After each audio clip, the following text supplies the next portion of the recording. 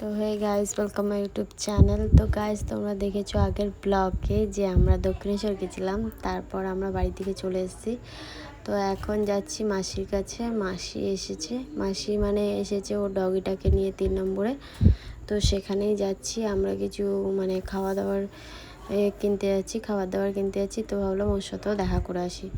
তো এই যে বিনোদ গাড়ি বার করেছে, আর আমিও শাড়ি টাড়ি চেঞ্জ করে এখন যাচ্ছি 3 নম্বরে ডগের দোকানে যাচ্ছি। ওখানে ব্লাউজও ওকে দেখবো, দেখে তারপরে গিয়ে আমরা খাবার দাবার নিয়ে বাড়ি আসবো। তো চলো গাইজ, দেখতে থাকো আর সঙ্গে থাকো। এই যে চলে গেছি আমরা, দেখো এই যে ডগের দোকানে এসেছি। তো এই যে 3 নম্বর, বেশিক্ষণ লাগে না, 2 মিনিটই লাগে যেতে। তো এই যে আমরা এখন প্রায় কাছাকাছি চলে এসেছি। তো এই যে দেখো ব্লাউজও ওকেই ফার্স্ট দেখলাম আমি। তো ওর পুরো গায়ে নাকি র্যাশ বেরিয়ে গেছে, তো ওর পুরো চুলটাকে কেটে দেবে আজকে, মানে একদম জিরোতে করে দেবে। তো আমি দেখছিলাম, বাবা ও কি ছটপট করে, আমাদের জিলোর মতন নয়। জিলো যেমন শান্ত, ও তেমন শান্ত নয়, বিশাল ছটপট করে আর খুব কামড়ায় ও।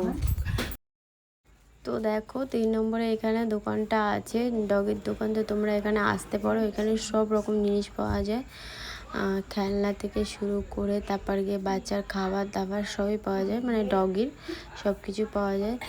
আর এই দেখো ওকে চুল কাটাচ্ছে। তো ওকে দেখার খুব একটা অ্যালাউ নেই, কারণ ওরা তো ধরে চুল কাটছে। তো বলছে দেখো অ্যালাউ নেই, তোমরা এইভাবে ফটো ভিডিও করো না।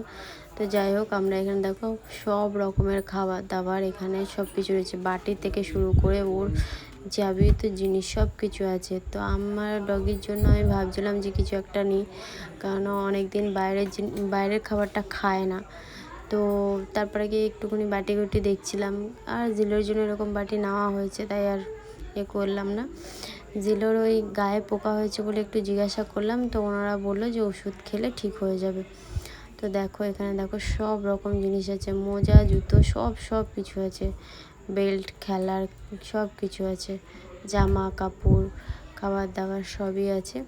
তোমরা এখানে সব পেয়ে যাবে, অলমোস্ট সব কিছুই পেয়ে যাবে, সোফা টোফা সব কিছু পেয়ে যাবে, চিরুনি, তারপরে গিয়ে সব কিছু পাওয়া যাবে। তো তারপরে গিয়ে দেখো আমি মাসিকে জিজ্ঞাসা করছিলাম যে ওর জন্য কোন খাবারটা নিয়েছিলিস। তো মাসি বললো ওর জন্য ওই যে দানা খাবারগুলো নেওয়া হয়েছে, যেগুলো ওদের মানে ডেলি দেওয়া হয় পার ডে।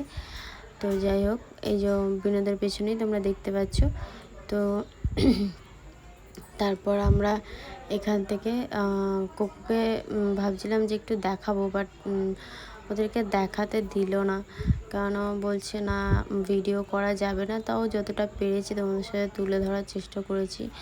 আর যেহেতু আমরা এখান থেকে খাবার দাবার কিনতে যাব, ওই জন্য মাসির সাথে একেবারে দেখা করে গেলাম, আর ওকে দেখেও গেলাম।